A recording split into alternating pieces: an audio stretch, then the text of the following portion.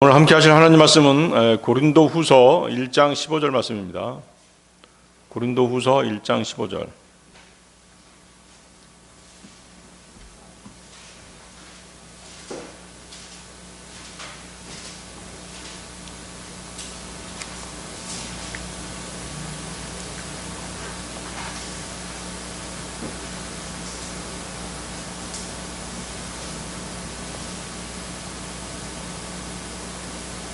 잘 쉬었으면 제가 받들어 읽겠습니다.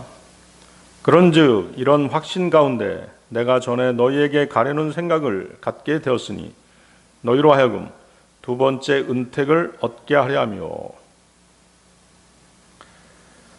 본문의 두 번째 은택에서 은택은 은혜 플러스 덕택이란 뜻입니다. 택자가 그 연못 택자죠.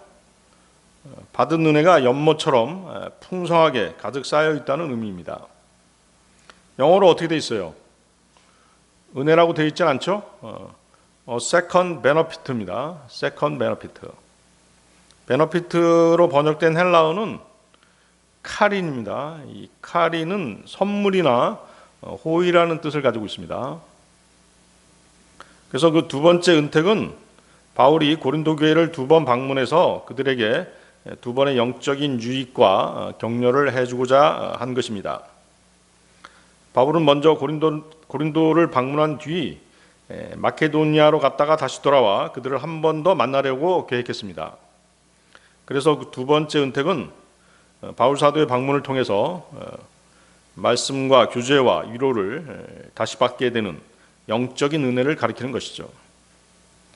또한 이 표현은 바울이 고린도 교회를 얼마나 사랑하고 중요하게 여겼는지를 우리로 하여금 알 수 있게 합니다. 그들이 믿음 안에서 더욱 굳게 서기를 바라는 바울 사도의 마음이 담겨져 있는 그런 표현이라고 할 수 있겠습니다.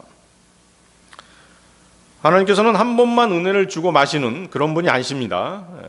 성경을 보면 하나님은 반복해서 은혜를 베푸시는 분이십니다. 우리는 한 번 실패하면 끝났다고 생각하죠? 그러나 하나님은 다시 찾아오십니다. 이스라엘은 광야에서 넘어졌습니다. 실족했습니다. 그렇지만 하나님께서는 다시 인도해 주셨죠. 베드로는 주님을 3번 부인했지만 예수님은 그를 다시 세우셨습니다.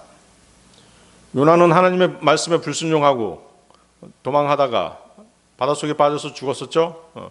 그렇지만 하나님께서는 그를 다시 살리셨고 다시 임무를 부여하셨습니다. 사도 바울이 고린도 교회를 향해서 말하는 두 번째 은택은 하나님께서 자기 백성에게 계속해서 공급하시는 반복되는 은혜, 회복시키는 은혜, 더 깊은 은혜를 의미하는 것입니다. 그래서 이 두 번째 은택을 가지고 또 많은 이단 교리가 나오잖아요. 두 번째 은혜를 받아야 교회 안에서 직분을 받을 수 있다. 그런 것부터 시작해가지고 침례 받아야지 구원받는다. 같은 겁니다. 그것도 성령 받아야지 방언해야지 구원받는 것이다. 이런 교리들이 이 두 번째 은혜에서 나온 것이에요. 번역도 잘못됐지만 이 두 번째 은택을 가지고 여러 이단 교리를 또 만들어내는 것입니다. 목사들 나름대로 막 만들어내는 것이죠. 잘못된 것이죠. 첫 번째 은혜가 구원의 은혜라면 두 번째 은택은 회복의 은혜인 것이죠. 첫 번째 은혜가 시작의 은혜라면 두 번째 은택은 성숙의 은혜입니다. 그래서 오늘 우리는 두 번째 은택이라는 말씀을 통해서 하나님께서 어떻게 회복시키시고 또 다시 은혜를 베푸시는지를 말씀을 통해서 알아보는 시간을 갖고자 하는 것입니다. 그래서 오늘 설교 제목은 두 번째 은택이 되겠습니다. 두 번째 은택, 두 번째 은택은 실패한 자에게 다시 찾아오는 은혜이다. 실패한 자에게 다시 찾아오는 은혜이다. 여러분들 고린도전서 3장 3절 보십시오. 고린도전서 3장 3절.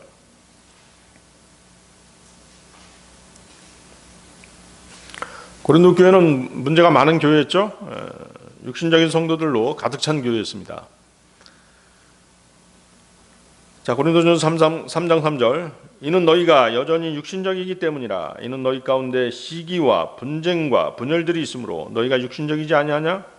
또한 육신적인 사람들처럼 살아가는 것이 아니냐? 예. 사도가 남을 하고 있죠. 예. 자, 육신적인 그리스도인들의 특징이 무엇인지 아세요?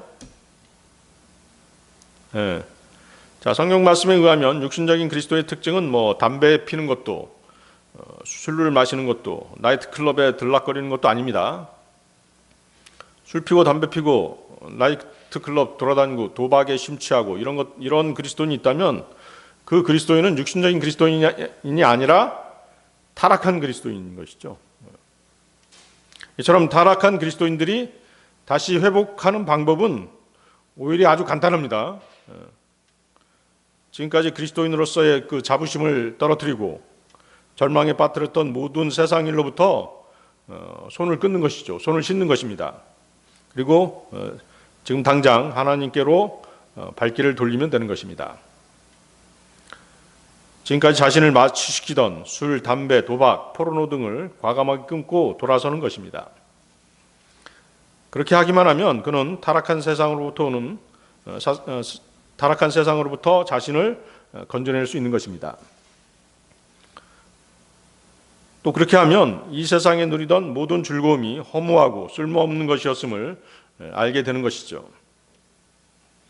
자신을 회복하고 나서 자신이 빠져있던 세상을 한번 뒤돌아보면 그곳에는 어느 것 하나 올바른 것이 없습니다. 온통 비참하게 낭비되는 피와 땀뿐이며 병들어 신음하다가 썩어가는 부패한 것들로 가득 차 있다는 것을 알게 되는 것입니다. 뿌연 담배 연기 속에서 내뱉는 침과 욕설들, 많지 않게 흥얼거리는 의미 없는 단어들, 취한 정신으로 바라보는 삐뚤어진 세상, 화투나 카드의 그림을 맞추기 위해 벌겋게 충혈된 눈에는 어떠한 바른 삶의 목적도 들어있지 않죠. 단지 오염된 강물이를 떠다니는 쓰레기처럼 자신의 욕망만이 둥둥 떠다닐 뿐인 것입니다. 그러면 육신적인 그리스도인은 무엇일까요? 거기 성경 다시 보십시오. 거기 육신적인 그리스도인이 나와 있죠? 뭐라고 나와 있습니까? 3절 보십시오. 이는 너희 가운데 시기와 분쟁과 분열들이 있으므로 너희가 육신적이지 아니하냐? 또한 육신적인 사람처럼 살아가는 것이 아니냐? 육신적인 그리스도인들의 특징이 나열되어 있습니다. 시기, 분쟁, 분열들인 것이죠. 육신적인 그리스도인의 특징은 첫째로 시기하는 것입니다. 그들은 자기보다 성령을 더 많이 아는 그리스도인들을 시기합니다. 자기보다 좋은 환경에서 살아가는 형제 자매들을 시기합니다. 그 어느 것이나 다른 사람이 자기보다 낫다고 생각하면 그들은 시기하는 것입니다. 그렇기 때문에 그들 가운데는 언제나 분쟁, 즉 다툼이 있다는 것이 그 육신적인 그리스도인의 두 번째 특징인 것이죠. 그들은 하나님의 말씀을 놓고 서로 다투죠. 좌파와 우파로 나누어서 어느 것이 더 성경적인지 놓고 또 다투는 것입니다. 그리고 결국에는 그들은 어때요? 갈라서는 것이죠. 그들은 건전한 교리를 견디지 못하고 엉터리 교리를 들고 나와서 분열을 일으키는 것입니다. 자기들에 협조하지 않는 그리스도인들을 또 공격하는 것이죠. 담임 목사가 이제 그 성도한테 이렇게 얘기합니다. 그 사람과 사귀지 마십시오. 그 사람은 거짓 교사입니다.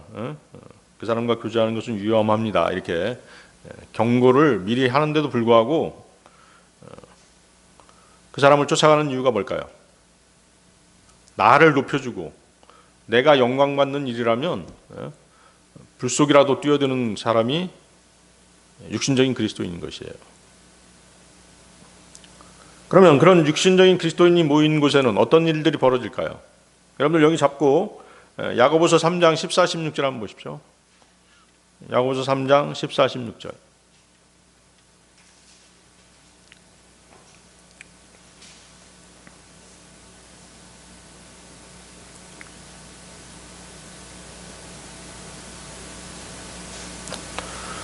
그러나 만일 너희가 너희의 마음속에 신랄한 시기와 분쟁을 지니고 있다면 자랑하지 말고 진리를 거슬러 거짓말하지 말라.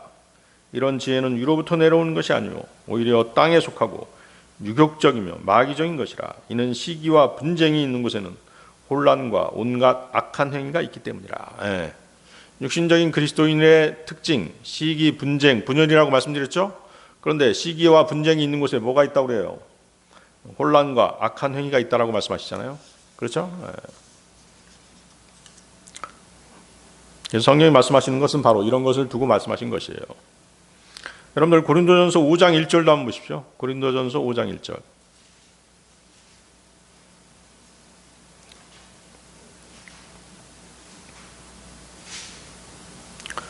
음행이 너희 가운데 있음이 공공연하게 알려져 있는데 그러한 음행은 이방인들 사이에서도 이름조차 불리지 않는 것이니 즉 누군가가 자신의 아버지의 아내를 취하였다는 것이라. 거기 음행, 포미케이션이 나오죠. 포미케이션. 이 말은 이제 그 난잡한 성적 부도덕성을 잘 나타내 주는 말입니다. 성경은 현대 그 교양 있는 사람들처럼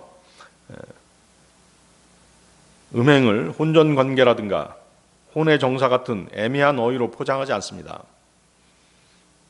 자금의 언론 매체가 이런 포장된 어휘들을 사용하는 것은 음행을 의도적으로 미화시키기 위해서죠. 세상이 악해졌다는 증거죠. 그렇게 함으로써 그들은 음행을 사실상 주장하고 있는 것입니다.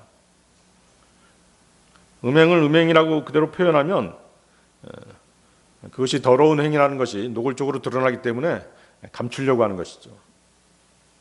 간음이라는 말도 마찬가지죠. 어덜터리라는 말도 세상 사람들이 듣기에는 거북한 것이에요. 그래서 그들은 혼의 정사라는 그럴듯한 말로 바꾸죠.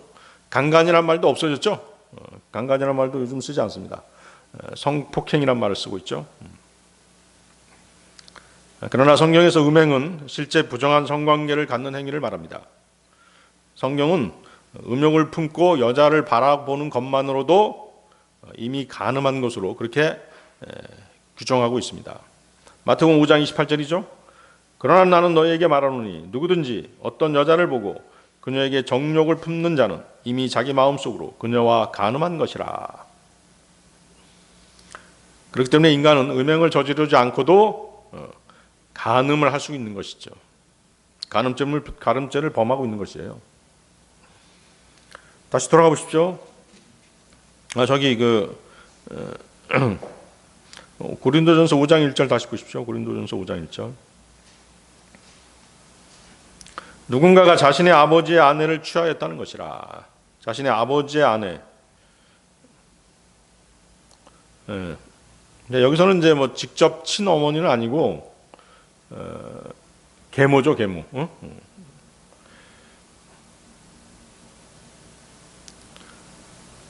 그러한 음행은 이방인들 가운데서도 있을 수 없는 낯뜨거운 일이죠. 계모라고 하지만 어때요? 어머니잖아요. 법적으로. 근데 그런 일들을 성경은 기록해 놓고 있는 것이죠. 근데 성경에는 아버지의 아내를 취한 사례가 여기만 있는 게 아닙니다. 성경 곳곳에 나오고 있습니다.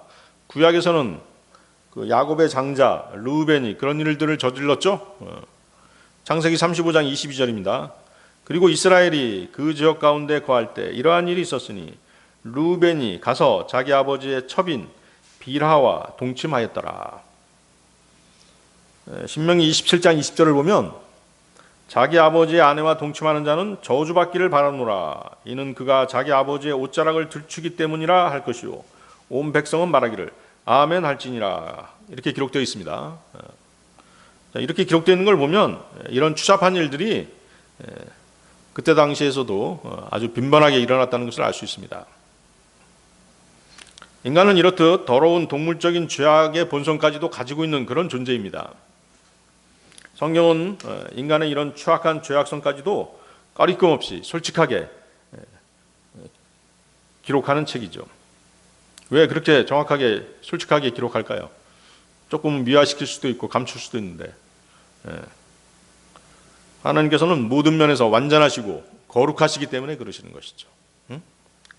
하나님께서는 죄인들을 심판하실 수 있으신 공의로우신 분이세요. 왜? 꺼리킬 것이 없으신 분이기 때문에 죄인들을 판단하시고 심판하시는 것이죠. 그리고 우리도 마찬가지잖아요. 매사에 꺼리킬 것이 없고 자신만만한 사람은 모든 점에서 정직하고 솔직하며 꾸밈이 없는 법입니다. 여러분들 고린도전서 11장 18절도 한번 보십시오. 고린도전서 11장 18절. 고린도전서 11장 18절.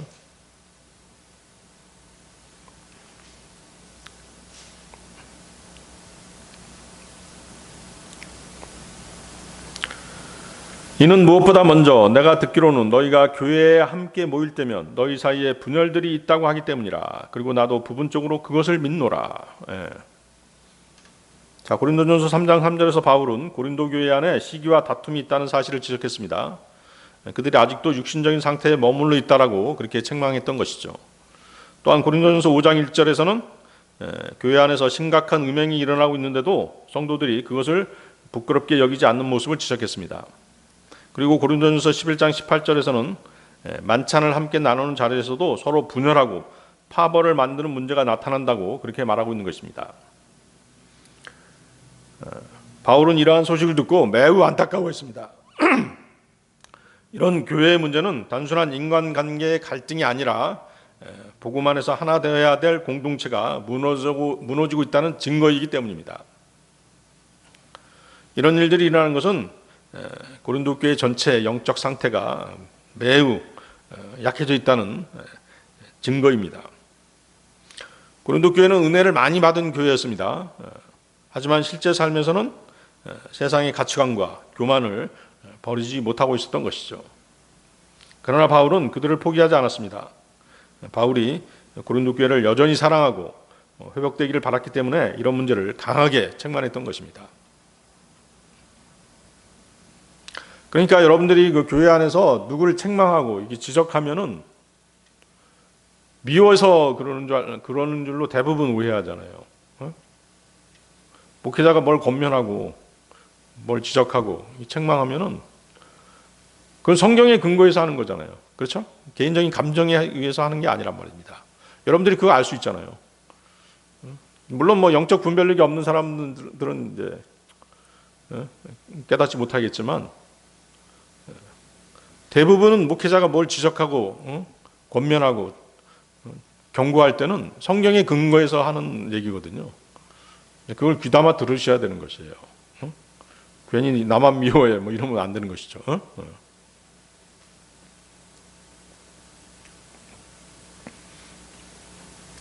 그래서 이제 바울은 단순히 편지 몇 장을 보내는 것으로는 이제 충분하지 않다라고 그렇게 느꼈던 것이에요. 그래서 직접 고린도 교회로 가서 성도들을 바로 세우고 다시 복음의 진리 위에 굳게 세울 필요가 있다라고 생각했던 것입니다. 이것이 바로 뭐예요? 고린도후서 1장 15절에서 나오는 두 번째 은택인 것이에요. 여러분들은 두 번째 은택의 개념이 무엇인지를 정확하게 알고 있어야 됩니다. 교회에서 뭐 어떤 직분을 맡고 뭐 방언하고 뭐하고 이것이 두 번째 은택이 아니란 말이죠. 그래서 바울이 말한 두 번째 은택은 단순한 어떤 교회를 방문하는 것이 아닙니다. 흔들리는 교회를 회복시키기 위한 영적인 돌봄과 은혜의 사역, 이것이 두 번째 은택인 것이죠. 교회 안에 시기와 분열, 음행과 무질서가 계속된다면 성도들은 더 큰 영적 위험에 빠질 수밖에 없습니다. 때문에 바울은 다시 방문해서 말씀으로 교훈하고 교훈을 주고 책망하고 회복시키려고 했던 것입니다. 따라서 고린도 교회에 나타난 문제들이 오히려 바울의 두 번째 은택이 왜 꼭 필요했는지를 보여주는 근거인 것이죠. 바울은 단순히 자신의 권위를 세우려고 한 것이 아닙니다. 무너져가는 교회를 다시 하나 되게 하고 그리스도 안에서 성숙하게 세우기 위해 두 번째 방문을 계획했던 것입니다. 바울은 먼저 교회가 회개하고 하나 되기를 원했습니다. 그렇게 될 때 자신의 방문이 진정한 은혜와 기쁨의 시간이 될 수 있다고 생각했던 것입니다. 그래서 고린도후서 1장 15절에서 바울은 다시 찾아가서 두 번째 은택을 주고 싶다라고 말한 것입니다. 이것이 바로 뭐예요? 복음의 진리인 것이죠. 사람은 실수하고 잘못할 수 있습니다. 그렇죠? 누구나 우리는 실수하고 잘못하죠. 그러나 하나님께서는 그 사람이 넘어졌더라도 다시 찾아오시는 분이십니다. 누가복음 22장 61절 62절인데요. 그러자 주께서 돌이켜 베드로를 바라보셨더라. 그런즉 베드로는 그분께서 자신에게 말씀하신 주의 말씀을 기억하였으니 수탉이 울기 전에 내가 나를 3번 부인하리라 하신 것이라. 그리하여 베드로가 밖으로 나가서 비통하게 울었더라. 베드로는 예수님을 저주하기까지 하면서 이렇게 3번 부인했었죠. 그러나 부활하신 주님께서는 갈릴리 바닷가에서 기다리고 계셨죠. 베드로를 기다리고 계셨어요. 왜 기다리고 계셨을까요? 베드로를 회복시켜 주시기 위해서. 그리고 3번 물으시죠? 뭐라고 물으셨어요? 네가 나를 사랑하느냐? 3번 물으셨죠. 주님께서는 베드로의 과거보다 미래를 보신 것입니다. 첫 번째 은혜는 주님의 부르심이었고, 두 번째 은택은 베드로의 회복이었던 것입니다. 두 번째 은택은 더 깊은 성숙으로 이끄는 은혜이다. 더 깊은 성숙으로 이끄는 은혜이다. 첫 번째 은혜보다 두 번째 은혜가 더 깊은 은혜를 가지고 있는 것이죠. 처음 신앙생활을 시작할 때는 기쁨이 많습니다. 저도 그랬어요. 앞으로 이제 좋은 일만 생길 거야, 뭐 이렇게 생각했죠. 나 구원도 받았고, 앞으로 좋은 일만 생길 거야. 꽃길만 걸을 거야. 근데 어때요? 꽃길이 아니었죠? 자갈밭이었습니다. 그렇죠? 그렇죠. 시간이 지나면서 어때요? 시험과 연단이 찾아오는 것입니다. 고난이 찾아오죠. 그러나 그 과정을 통과한 뒤에 오는 은혜는 더 깊은 은혜인 것입니다. 여러분들 야고보서 1장 2절 4절 한번 보세요. 야고보서 1장 2절 4절.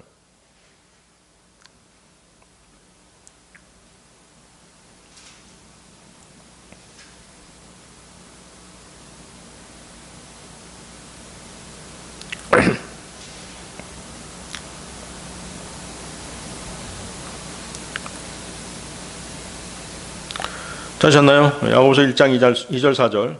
나의 형제들아 너희가 갖가지 시험들에 빠질 때면 그것을 모두 즐거움으로 여기라. 이는 너희의 믿음의 시련이 인내를 이룬다는 이것을 알기 때문이라. 인내가 완전한 역사를 이루게 하라. 이는 너희가 완전해지고 빠짐없이 갖추어져 아무것도 부족하지 않게 하려 함이라. 시험에 빠질 때 그것을 기쁨으로 여긴다는 것은 결코 쉬운 일이 아닙니다.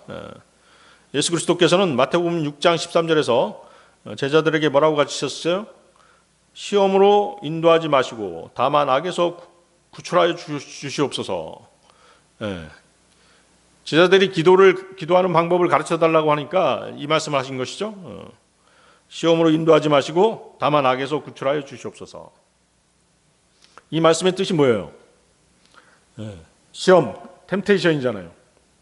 시험에 이끌려 들어가지 않도록 늘 기도하는 것이 현명하다는 그런 가르침인 것이죠. 그런데 야고보는 여기 2절에서 시험이 빠질 때면 그것을 모두 즐거움으로 여기라고 권면합니다. 그러면 이제 혹자는 예수님의 가르침과는 다르지 않느냐라고 반문할지도 모릅니다. 그러나 시험에 빠지는 것과 시험에 이끌려 들어가는 것은 엄연히 다른 별개의 문제입니다. 어리석게도 자신이 다른 사람의 꾀임에 빠지고 거기에 미혹돼서 그릇된 일에 손을 대게 된다든가, 성경에도 없는 비진리를 믿고 타락하게 된다든가, 어리석은 탐욕으로 세상 일에 대한 미련을 버리지 못해서 어떤 시험에 이끌려 들어간다는 것은 결단코 피해야 될 일인 것이죠. 또 자신이 그리스도인답게 살아가면서도 본의 아니게 시험에 빠지는 경우도 있습니다. 그렇죠? 혹은 이제 그리스도인으로서 하나님의 일들을 열심히 하려고 하다가 시험에 빠지는 수도 있죠. 성경대로 안 하고 이런 방법이면 더 쉽지 않을까, 이런 방법이면 이 일을 쉽게 완수할 수 있지 않을까, 이런 생각할 때가 있는 것이에요. 세상적인 방법, 인간적인 방법을 사용하는 그런 유혹인 것이죠.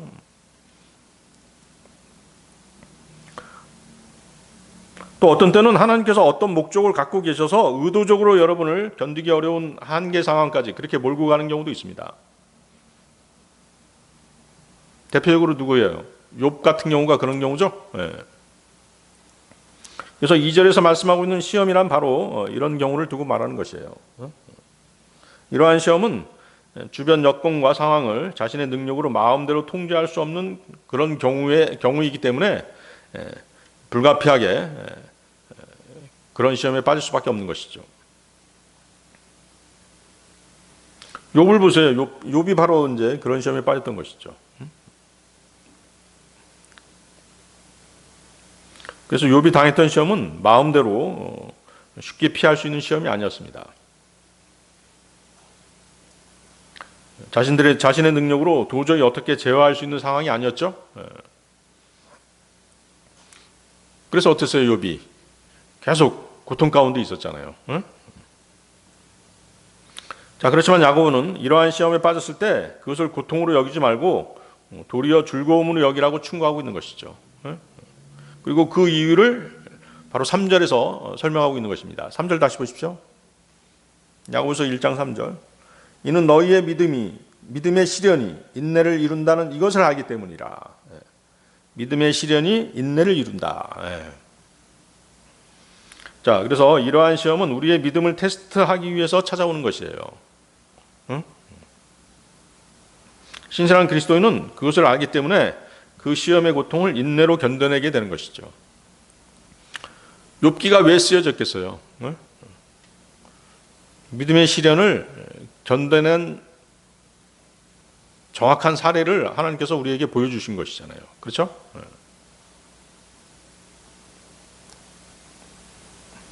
어떤 세상적인 욕심 때문도 아니죠. 일시적인 어리석음 때문에 악한 자들의 미혹에 넘어간 것도 아닙니다. 자신의 어리석음으로 일부러 어떤 시험에 이끌려간 게 아니라 전혀 뜻밖의, 전혀 본의 아니게 도저히 자신의 능력으로 어떻게 손을 써볼 수 없는 상황이 몰아닥치는 바람에 그런 시련에 다다르게 된 것이죠. 자, 그럴 때 우리는 어떻게 돼요? 현명한 그리스도인은 또 현명한 결심을 할 수 있어야 되죠. 이것은 내 믿음을 시험하기 위한 것이기 때문에 끝까지 굴복하지 않고 인내로서 견뎌내겠다. 이런 결심을 해야 되는 것이죠. 말하자면 시험을 받는 성도는 인내를 통해서 자신의 믿음을 증명해 보일 수 있는 좋은 기회를 맞이하는 것이에요. 사실은. 그렇다면 여러분은 어때요? 너희가 갖가지 시험들에 빠질 때면 그것을 모두 즐거움으로 여기라는 말씀을 얼마든지 아멘 하고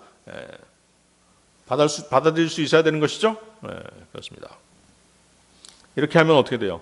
믿음의 시련이 인내를 만들어내게 되는 것입니다. 하나님의 징계는 견디기 어려운 고통을 강요합니다. 하지만 그 징계를 인내로 이겨낼 때 그 결과는 기쁨으로 변하는 것입니다. 왜냐하면 여러분이 인내로 하나님의 뜻에 순종함으로써 하나님의 약속을 받아낼 수 있기 때문인 것이죠. 인내로 견뎠을 때 하나님께서 우리에게 주시겠다고 약속한 것들이 있어요. 히브리서 10장 36절이죠. 히브리서 10장 36절. 히브리서 10장 36절 한번 보십시오. 여기 잡고 이는 너희에게 인내가 필요하기 때문이니 너희가 하나님의 뜻을 행한 뒤에 너희로 하여금 그 약속하신 것을 받게 하려 함이라. 그리스도인이 고난에 처해 있을 때 그 이유를 이해하지 못할 때가 많습니다. 그렇죠? 내가 왜 이런 고통을 당해야 되지? 그런 때가 있죠?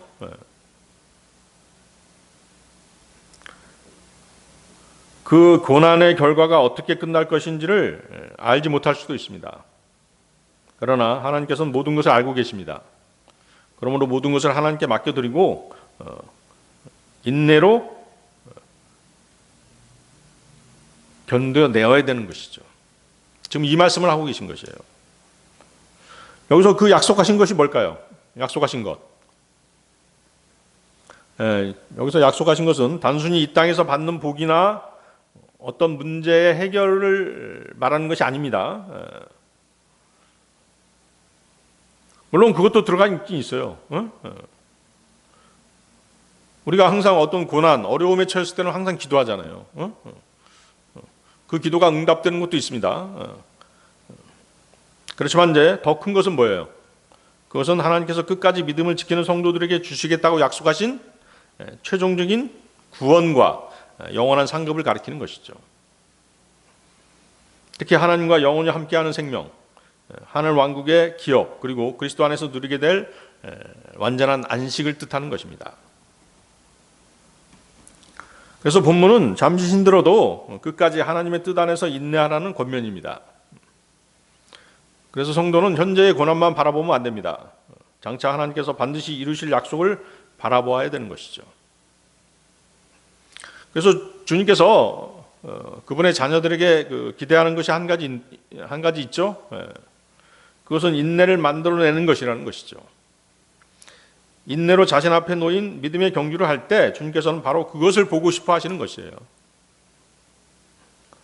고난을 겪고 있는 동안 주님께서는 우리 안에 인내를 만들어 가시는 것입니다.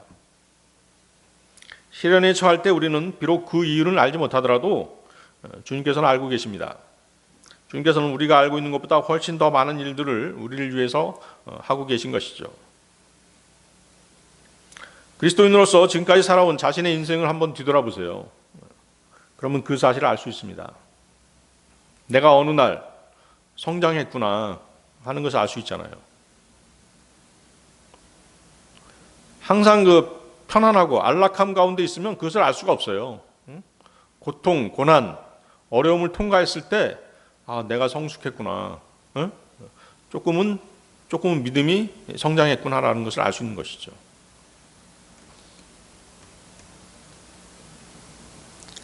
그러면서 어때요? 인내가 생겼다는 것도 알 수 있죠. 견뎌낼 힘을 갖게 되었다는 것을 알게 되는 것입니다. 그것이 바로 뭐예요? 주님께서 우리와 함께 하셔서 만들어내신 인내인 것이죠. 세상 사람들의 인내가 아닙니다. 우리 그리스도인들의 인내는 하나님께서 같이 만들어 가시는 것이에요.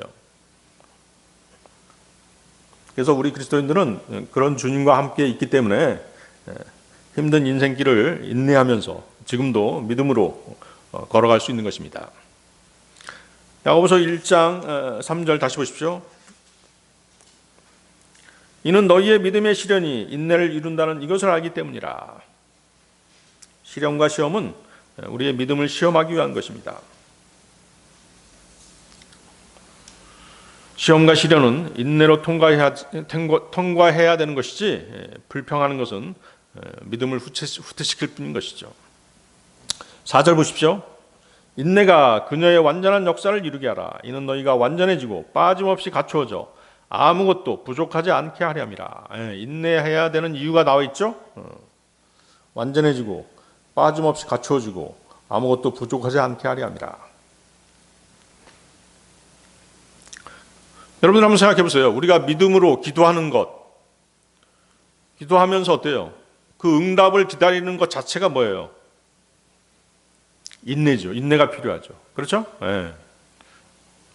우리가 구하는 모든 그 기도 내용들은 우리가 하나님의 응답을 기다려야 되는 것이에요. 그걸 어떻게 기다리는 거예요? 인내로 기다리는 것이잖아요. 그런 것들이 대부분이잖아요. 물론 이제 어떤 기도 같은 경우는 순식간에 그 기도가 응답되는 경우도 있어요. 예전에 취업 문제를 놓고 이제 한번 기도한 적이 있었는데 5초도 안 돼서 바로 전화가 왔어요. 그래가지고 내가 깜짝 놀란 적이 있었죠. 그때 지금 생각해 보면 하도 내가 기도를 안 했었거든요, 사실. 기도에 아주 게으른 사람 중에 한 사람이었는데 그날은 상당히 다급한 생각이 들더라고요. 그래가지고 무릎 꿇고 기도했죠. 근데 5초도 안 돼서 바로 전화가 왔어요. 내일부터 같이 일합시다. 그러면서 전화가 와가지고. 그런 경우는 이제 인내가 필요 없죠, 사실은. 그렇지만 어때요? 대부분의 우리 기도의 응답은 인내가 필요한 것이에요. 그래서 우리는 주님과 같은 몸을 입을 때까지 죄의 몸 안에서 인내로 견뎌야 되는 것이죠. 우리의 몸 자체가 죄성이 있기 때문에 인내로 견뎌야 되는 것이에요. 로마서 5장 3, 4절 말씀입니다. 그런즉 우리는 그렇게 할 뿐 아니라 환난들도 기뻐하나니 환난은 인내를 이루고 인내는 경험을 이루며 경험은 소망을 이루는 줄 알기 때문이라. 로마서 5장 3, 4절 보십시오, 여러분들. 환난은 인내를 이루고 인내는 경험을 이루며 경험은 소망을 이루는 줄 알기 때문이라. 환난은 인내를 만들고 인내는 경험을 만듭니다. 경험은 소망을 이룹니다. 바울은 성도가 단순히 인내하는 데서 끝나는 것이 아니라고 말하고 있죠. 하나님께서 그 과정을 통해 사람을 점점 성숙하게 만드신다라고 말합니다. 먼저 환난은 성도들에게 인내를 이루게 합니다. 여기서 인내는 단순히 억지로 버티는 것이 아닙니다. 어려움 속에서도 하나님을 끝까지 붙드는 믿음을 의미하는 것이죠. 성도는 고난을 지나면서 자신의 힘이 아니라 하나님의 도우심으로 살아간다는 사실을 배우게 되는 것이에요. 그렇게 계속 믿음을 지키며 살아갈 때 뭐가 생기는 것이에요? 환난, 인내, 그 다음 뭐가 생겨요? 거기 성경 보세요. 뭐가 생겨요? 경험이 생긴다니까요. 경험. 여기서 경험은 단순한 체험이 아니라 시험을 통과해서 믿음이 검증된 상태를 의미하는 것입니다. 다시 말해 성도는 여러 어려움을 지나면서 하나님께서 정말로 나를 붙들어 주셨다. 그 사실을 실제 삶 속에서 확인하게 되는 것이에요. 내 기도가 응답됐어. 간증할 수 있잖아요. 나 이러이러한 어려움이 있었는데 하나님께서 은혜로 이렇게 이런 은혜를 베풀어 주셨어. 그런 경험을 갖게 된다는 것이죠. 자, 이런 경험은 또 그 다음 뭐예요? 뭘 이루게 돼요? 경험은 소망을 이루는 것이죠. 그렇죠? 왜냐하면 하나님께서 과거에도 자신을 도우셨다는 사실을 알게 되었기 때문에 앞으로도 하나님께서 끝까지 구원하시고 영광으로 인도하실 것을 더욱 확신하게 된다는 것입니다. 이것이 바로 소망인 것이죠. 그래서 성도의 소망은 막연한 기대가 아니라 하나님께서 이미 역사하신 일을 바탕으로 더욱 단단해진 확신이 되는 것입니다. 바울 자신도 고난 속에서 더 깊은 은혜를 경험했었죠. 그 얘기가 고린도후서 1장 8, 9절에 나옵니다. 고린도후서 1장 8, 9절. 이는 형제들아 아시아에서 우리에게 임한 우리의 곤경에 관하여 너희로 하여금 모르게 하기를 우리가 원하지 않기 때문이라. 곧 우리에게 정도를 넘어선 압박이 가해졌다는 것이니 우리가 힘에 겨워 심지어 생명까지 단념하였느니라. 그러나 우리가 우리 자신 안에 사형 선고를 받았으니 우리로 하여금 우리 자신을 신뢰하지 않고 오직 죽은 자들을 살리시는 하나님만을 신뢰하게 하려 함이라. 그렇죠? 바울은 살 소망까지 끊어진 그런 환난을 겪었습니다. 그러나 그 속에서 하나님은 말씀하셨죠? 뭐라고 말씀하셨어요? 고린도후서 12장 9절에 나오죠? 나의 은혜가 너에게 충분하도다. 이는 약함 가운데서 나의 힘이 완전해지기 때문이라. 그렇죠? 우리가 약할 때 하나님께서 역사하시는 것이에요. 응? 그것이 진정한 은혜인 것이죠. 자, 우리는 첫 번째 은혜를 통해서 우리는 시험과 고난과 어떤 인생의 문제들이 해결되기를 기대합니다.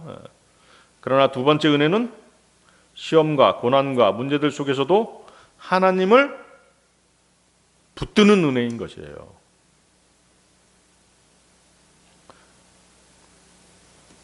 창세기 32장 24절 25절입니다. 창세기 32장 24절 25절. 그리하여 야곱이 홀로 남겨졌는데 거기서 한 남자가 동이 틀 때까지 그와 맞붙어 싸웠더라. 그런데 그가 자신이 그를 꺾지 못하는 것을 보자 그가 야곱의 넓적다리에서 움푹 들어간 곳을 건드렸더라. 그러자 그가 야곱과 맞붙어 싸우는 동안 야곱의 넓적다리에서 움푹 들어간 곳이 위골되었더라. 야곱이 이제 그 야복 여울에서 주의 천사와 씨름한 뒤에 절뚝거리게 되죠. 야곱의 육신이 너무 강했기 때문에 주의 천사가 치신 것이죠. 그러나 그날 그는 이스라엘이라는 새 이름을 받게 되죠. 야곱은 상처는 남았지만 그때부터 어때요? 야곱은 변하게 되죠? 변하게 됩니다. 두 번째 은혜는, 두 번째 은택은 외적인 어떤 육신적인 것보다 내면을 변화시키는 그런 은혜인 것입니다. 여러분들 그 도스토옙스키 알죠? 러시아의 대문호 도스토옙스키는 젊은 시절 당시 러시아 정부를 비판하는 모임에 참석했다가 체포되게 됩니다. 그는 다른 죄수들과 함께 사형장으로 끌려갔습니다. 실제로 총살 직전까지 갔다고 그래요. 근데 어때요?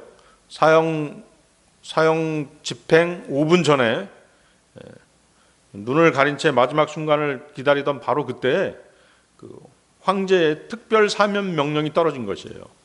그래서 아주 기적적으로 살아나게 됩니다. 그는 도스토옙스키는 죽음을 바로 눈앞에서 경험한 것이죠. 그 뒤에 그는 시베리아로 유배돼서 그곳에서 이제 감옥 생활을 하게 되었습니다. 그 사건 이후 그의 삶과 작품 세계는 완전히 달라졌습니다. 이전에는 지적인 사상과 사회 문제에 관심이 많았습니다. 하지만 그 후에는 죽음을 경험한 이후에는 인간의 죄, 두려움, 절망, 그리고 은혜와 용서의 문제를 깊이 탐구하게 되었다고 합니다. 그는 사람이 가장 낮아지고 고통 속에 있을 때 비로소 자신의 연약함을 깨닫고 동시에 진정한 소망을 발견할 수 있다라고 그렇게 보았던 것입니다. 그런 그의 사상이 나타난 유명한 소설들이 있죠. 문학 작품이 있습니다. 죄와벌, 까라마조프의 형제들 같은 작품들에는 인간의 죄성과 함께 회개와 구원의 주제가 깊이 담겨지게 되었던 것입니다.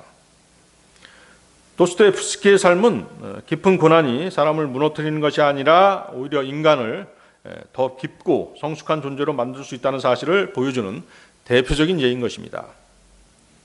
우리의 믿음 생활도 마찬가지죠? 믿음 생활도 마찬가지입니다. 두 번째 은택, 세 번째. 두 번째 은택은 지옥교회를 회복시키는 은혜이다. 지옥교회를 회복시키는 은혜. 자, 여러분들 고린도후서 2장 1절에서 4절 보십시오.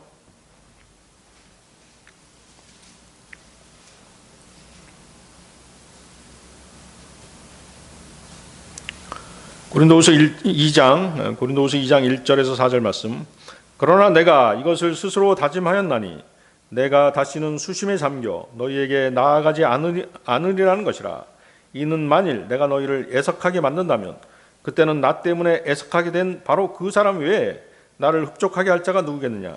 그런즉 내가 이와 같은 것을 너희에게 기록한 것은 내가 나아갔을 때 내가 마땅히 크게 기뻐해야 할 자들로부터 슬픔을 얻지 않도록 하려는 것이니 너희 모두에게 확신하는 바는 나의 즐거움이 너희 모두의 즐거움이라는 것이라. 이는 마음에 많은 고난과 극심한 고통 가운데서 내가 많은 눈물들로 너희에게 기록하였기 때문이라. 이는 너희를 비통하게 하려 함이 아니요 다만 내가 너희를 향하여 더욱 넘치게 지니고 있는 사랑을 너희로 하여금 알게 하려 함이라. 자, 바울과 고린도 교회 사이는 상처가 있었습니다. 그렇죠? 우리 뭐 형제와 형제, 형제와 자매, 또 자매와 자매끼리 그런 상처가 있을 수 있잖아요. 바울도 마찬가지였죠. 바울과 고린도 교회 사이는 상처가 있었어요. 그렇지만 바울은 어때요? 관계를 포기하지 않았죠.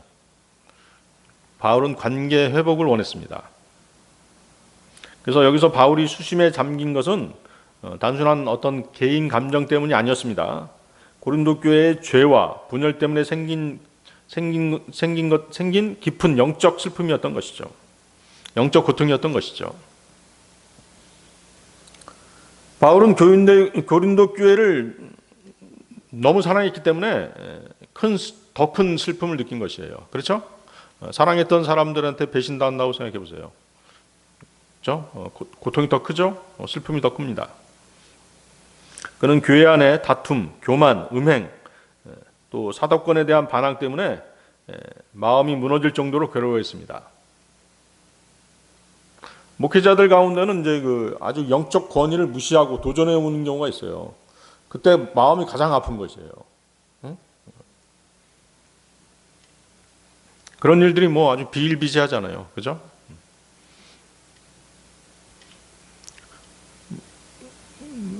목사가 막 설교하는데 앞에서 막 엉덩이 들썩들썩거리는 거예요. 왜? 자기 생각하고 틀리니까 그거 막으려고 하는 거야. 그런 것도 봤어요. 그런 황당한 일도 봤죠. 결국은 나중에 그 얘기를 하더라고. 막 퍼붓더라고.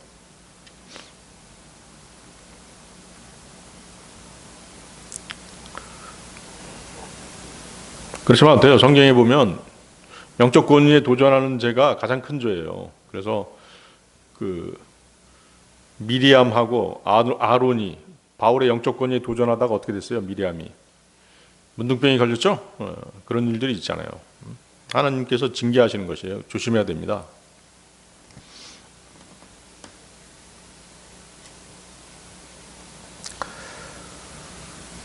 바울도 그런 일을 당했던 것이에요. 특별히 이제 그 어떤 사람들은 바울을 공개적으로 막 공격하기도 했잖아요. 교회가 그것을 바로잡지 않았기 때문에 더 큰 상처를 받은 것이죠. 그래서 바울은 다시 방문하면 서로 더 아프게 될 것을 염려해서 근심의 방문, 그것을 피하려고 했던 것이죠. 바울은 자신이 살아가는 교회가 죄 가운데 무너지는 모습을 보면서 목자로서 깊은 괴로움을 느낀 것입니다. 그것은 바로 뭐예요? 바울의 고통은 영적 아버지로서의 고통이었던 것이죠.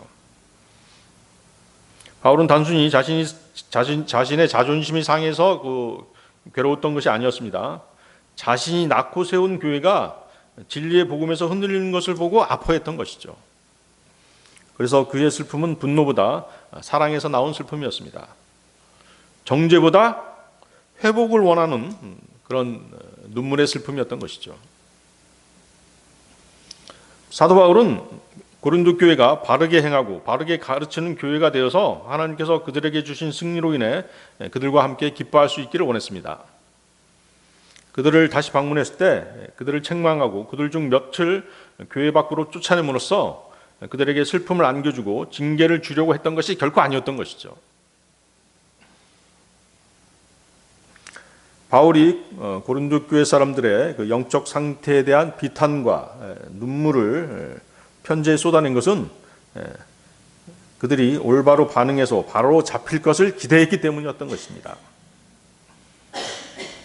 그래서 바울이 고린도전서 16장 24절에서 말한 것처럼 그의 편지는 마음에서 우러나는 사랑으로 쓰여진 것이었던 것이죠.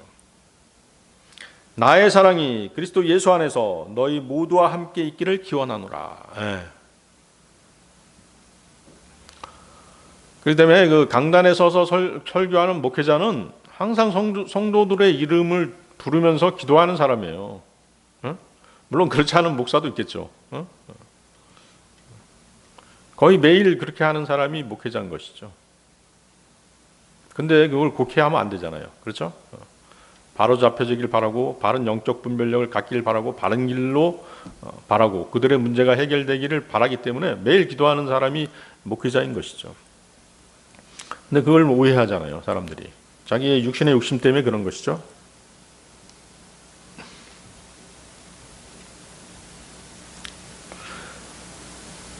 아이들을 사랑한다면 그 부모는 어때요? 아이들을 매로 징계하는 것이죠. 그렇죠? 부모가 그들을 바로잡는 이유가 뭐겠어요? 그들이 다 자랐을 때 그들을 사랑하지 않는 누군가에 의해서 바로잡혀지는 것을 볼 수 없기 때문에 지금 바로잡는 것이에요. 아시겠어요? 지금 어렸을 때 매로 징치하고 지금 바로잡지 않으면 애가 커서 어떻게 돼요? 감옥에 가고 잘못된 길로 빠지는 것이잖아요.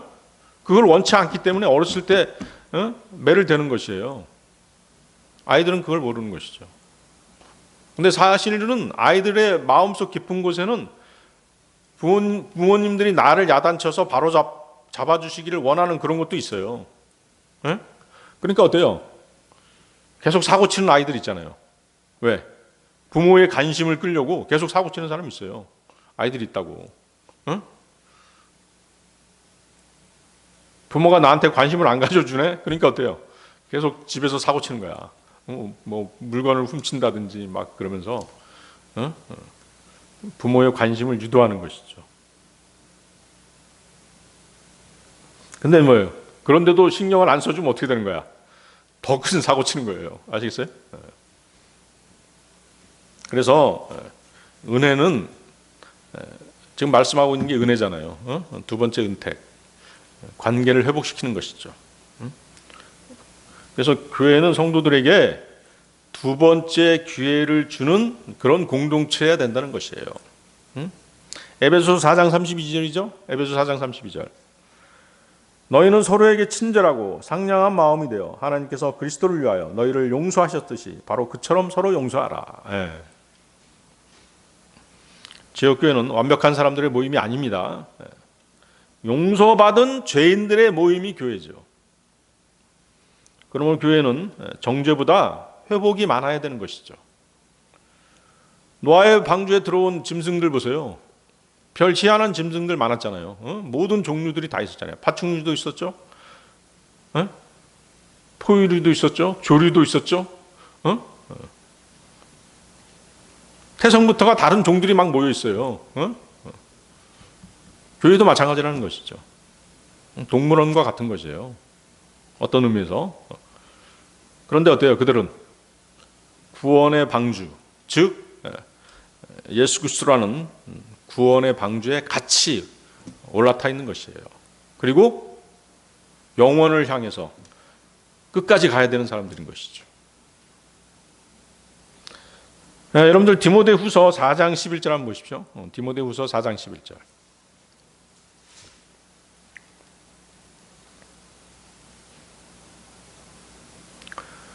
오직 누가만 나와 함께 있느니라.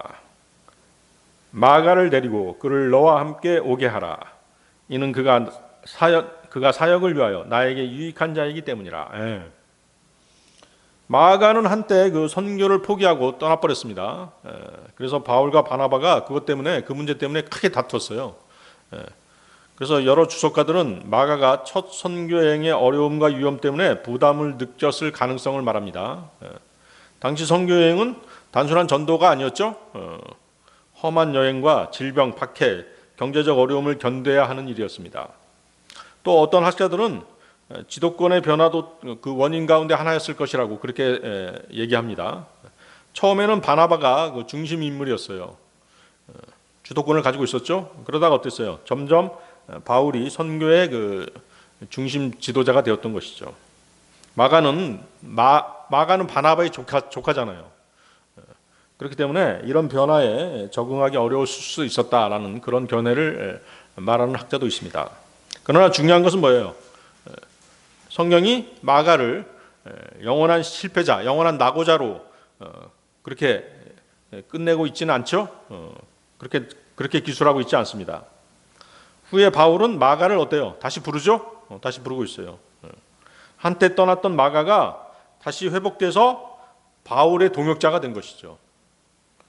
그 후에 어때요? 마가는 마가복음을 저술하게 되는 것이에요. 아시겠어요? 다시 회복시켜 줬기 때문에, 다시 회복되었기 때문에 그런 큰 일을 할 수 있었던 것이죠. 그래서 성경은 이것을 통해 초대교회 지도자들도 갈등과 실패를 경험한다는 것이죠. 하지만 결국 하나님의 은혜 안에서 회복과 화해가 가능하다는 사실을 보여주고 있습니다. 마가를 데리고 오라. 그가 나의 일에 유익하니라. 이것이 바로 뭐예요? 두 번째 은택인 것이죠. 실패한 사람도 하나님께서는 다시 들어 쓰시는 분이십니다. 자, 오늘 설교의 결론입니다. 두 번째 은택은 결국 예수 그리스도 안에서 완성되는 것입니다. 여러분들 요한복음 8장 10절 11절 보십시오. 요한복음 8장 10절 11절.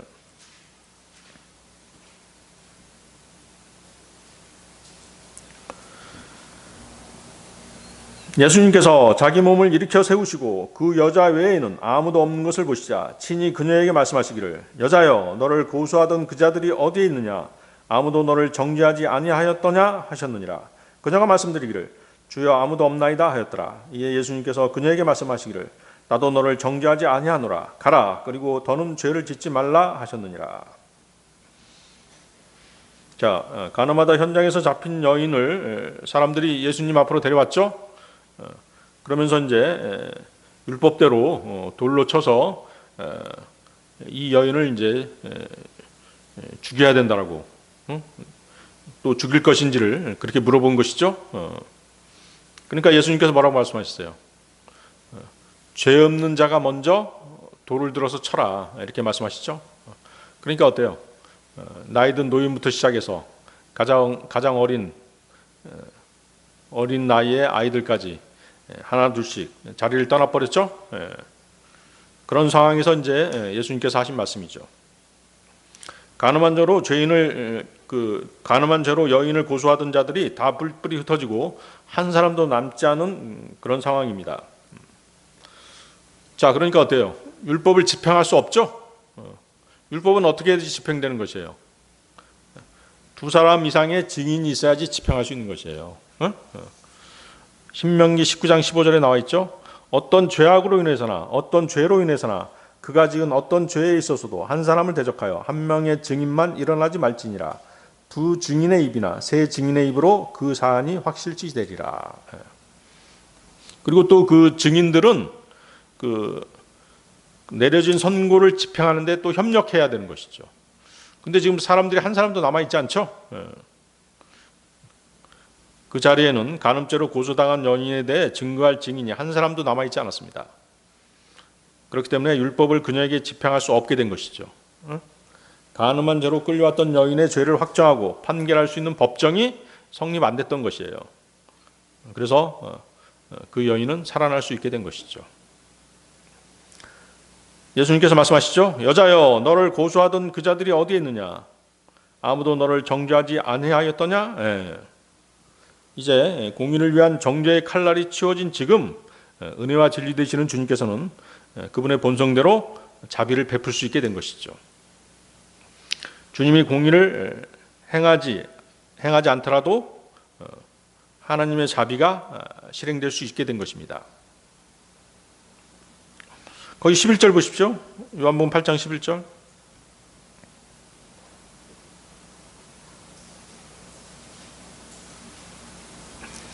나도 너를 정죄하지 아니하노라. 나도 너를 정죄하지 아니하노라. 자, 이 말씀은 어때요? 간음죄를 범한 자라도 얼마든지 구원받을 수 있다는 사실을 보여주고 있죠. 하나님의 아들을 믿는 자들에게는 모든 죄가 용서된다는 놀라운 은혜를 지금 주님께서는 말씀하고 계신 것이에요. 따라서 이 말씀은 믿음으로 말미암아 하나님의 은혜로 구원받는 것을 완벽하게 보여주는 그런 그림인 것입니다. 로마서 4장 5절이죠. 그러나 일하지 아니하더라도 불경건한 자의 정당함을 입증하시는 분을 믿는 자는 그의 믿음이 의로 여겨지느니라. 행함이 없어도 믿음만으로 죄인을 의롭다고 여겨주시는 그 말씀인 것이죠. 죄가 있어도 그 죄가 한번 용서되면 다시는 그 죄에 대해서 율법으로 정죄할 수 없음을 나타내는 말씀인 것입니다. 그리고 주님께서 뭐라고 말씀하세요? 가라, 그리고 더는 죄를 짓지 말라. 이 말씀은 지금의 구원받은 모든 그리스도인들에게 적용되는 말씀이죠.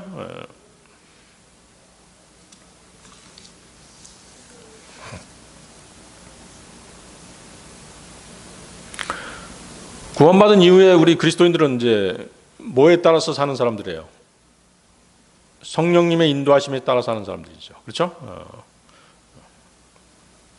그래서 더 이상 죄를 지어서는 안 되는 것이죠.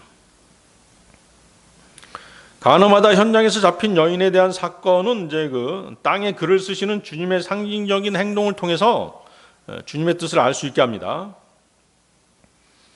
여러분들 이제 그 밑에 보면 이제 어떤 내용이 나와 있어요. 주님께서 그 땅에 이제 그 장을 보면 주님께서 땅에다 글을 쓰시는 장면이 나오잖아요. 그렇죠? 주님은 공의를 희생하고 자비를 베푸신 것이 아니라 주님은 공의를 희생하고 자비를 베푸는 것이 하나님의 뜻이 아님을 보여주신 것이죠. 그렇죠?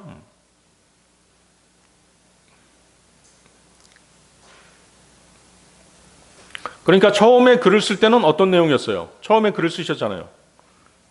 마치 처음 돌판에 율법을 쓰셨듯이 처음 땅에 글을 쓰시면서 율법의 공의가 반드시 실행되어야 함을 암시하셨던 것이죠. 잘 생각해 보십시오. 그러나 어때요? 두 번째 글을 쓰셨다는 것은 무슨 뜻이에요? 두 번째 돌판을 쓰라고 할 때 하나님께서 모세에게 두 번째 돌판을 가져오라고 할 때 뭐도 같이 가져오라고 그랬어요? 법궤도 같이 가져오라고 그랬죠. 그렇죠? 예. 법궤가 상징하는 게 뭐예요? 바로 예수 그리스도시잖아요. 그렇죠? 예. 바로 그것이에요. 두 번째 돌판을 쓰실 때 법궤를 마련하라고 하신 것처럼 주님은 명시된 율법으로부터 피할 피난처가 계획되어 있다는 것, 즉 하나님의 중보자에 의해서 죄인을 율법의 고소로부터 보호할 것임을 우리로 알게 하신 것이죠. 그래서 가늠하다 잡힌 여인도 십자가의 강도도 예수님 안에서 삶의 새로운 기회를 얻게 되었던 것입니다. 주님은 죄인을 끝까지 버리지 않으십니다. 우리도 마찬가지죠. 우리는 어땠어요? 죄로 인해서 멸망을 향해 가던 그런 존재들이었죠. 그런데 하나님께서는 우리를 다시 살리셨습니다. 구원, 즉 거듭남 자체가 바로 두 번째 은혜인 것이에요. 십자가는 가장 큰 두 번째 은택인 것이죠. 여러분 혹시 인생을 실패했다고 생각하십니까? 아니면 또 자신의 신앙생활이 이제는 끝났다고 생각하십니까? 또 어떤 지역교회와의 관계가 끝났다고 생각하십니까? 그러나 하나님은 끝이 아니라고 말씀하십니다. 두 번째 은택은 하나님께서 자기 백성을 다시 찾으신다는 그 선언인 것입니다. 베드로에게 다시 오셨죠? 가늠하다 현장에서 잡힌 여인을 살리셨습니다. 마가를 다시 들어쓰셨습니다. 요나를 다시 불러서 다시 세우셨습니다. 그리고 고린도 교회를 다시 품으셨던 것입니다. 그리고 오늘 우리에게도 다시 찾아오십니다. 여러분들 에레미야 애가 한번 보십시오. 에레미야 애가서 3장 22절 23절. 에레미야 애가 3장 22절 23절.